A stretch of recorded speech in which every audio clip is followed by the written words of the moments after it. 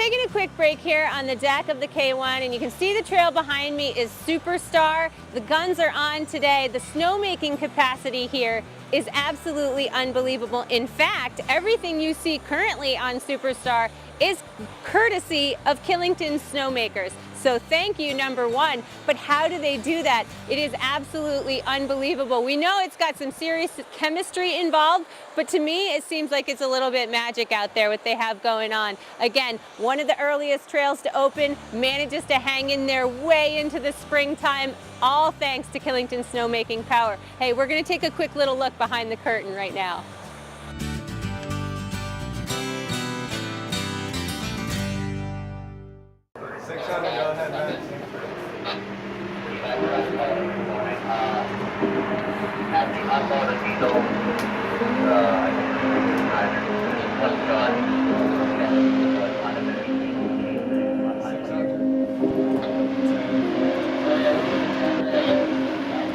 My name is Will Conroy. I'm 20 years old and I'm a snowmaker at Killington Resort. Basically, we get here, get suited up, and then put a radio on, get everything together, talk to the foreman, plan gets formulated. When we're making snow, usually you'll have your run, which is, a trail that guns, whether it be a section or a couple different trails or whatever, that you'll get sent to go maintain, make sure everything's running right. For the most part, we work in pairs, sometimes more. It depends what job needs to get done. We work 4 or 5 12-hour shifts a week. So, yeah, it's a lot of time, especially during the winter. Yeah, it does seem simple. Water and air make snow. But I'd say for the most part, you have to be mentally prepared as well as physically prepared because, you're lifting stuff. It's a very tough physical job, and I think most people would understand that from the get-go. But if you're out there for 6 hours and it's really freezing cold, it definitely takes a toll on you mentally because you can almost get like a lost feeling, especially if you don't necessarily know where you're going, if you're new or something like that. You definitely have to be prepared to, get the job done and not make excuses. Can't feel my arms, blah, blah, blah. My feet are soaked. Well, that's too bad. Keep moving. So it's definitely not for the weak of heart. And, there's snowmakers are definitely pretty core about that. Just getting the job done. That's what it's really all about.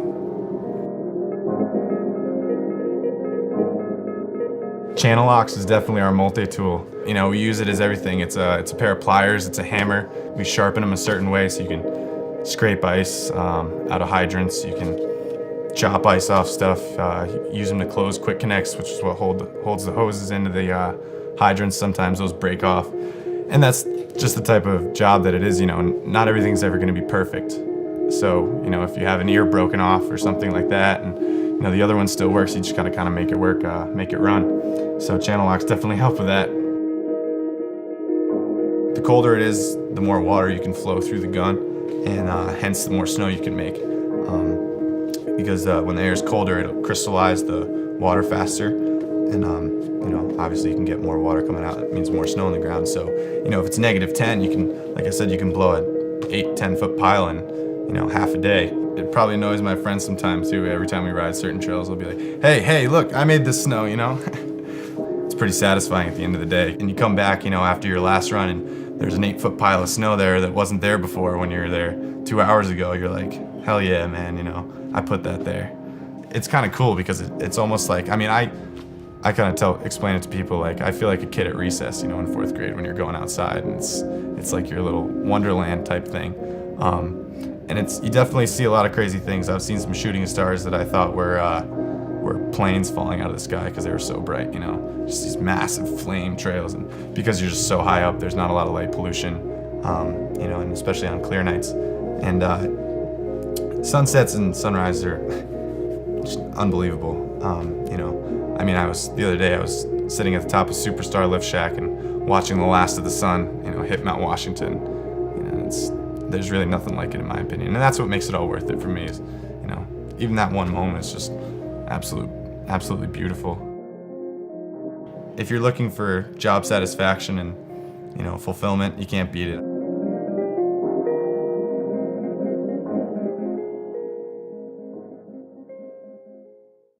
Well, no matter the weather, you need to keep yourself informed, and a lot of folks really like to plan their day. And one of the great resources that Killington Resort has for you are these lift boards. Not only does it have a giant version of the map for you to check just in case you did forget to bring that paper map in your pocket, but it also has an updated lift status. So you can check on the status of a lift. Sometimes lifts go down for mechanical, sometimes we have a little icing, you never know. But again, very important to keep yourself informed both on the nice days and on the days when you're being a little bit more adventuresome out there. Again, look for these at all of the base areas, and of course look for the big maps at the top of the mountain. Hey, we've got more coming up here on Killington today.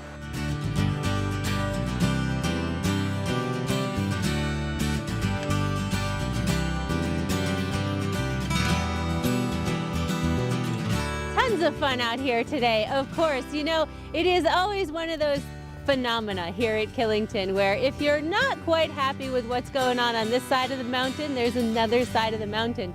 And the phenomena is that Bear Mountain tends to be, 3 to 5 degrees warmer on any given day, often just a little bit less wind. The sun tends to shine or cut through the clouds a little more, so often visibility is slightly improved over there.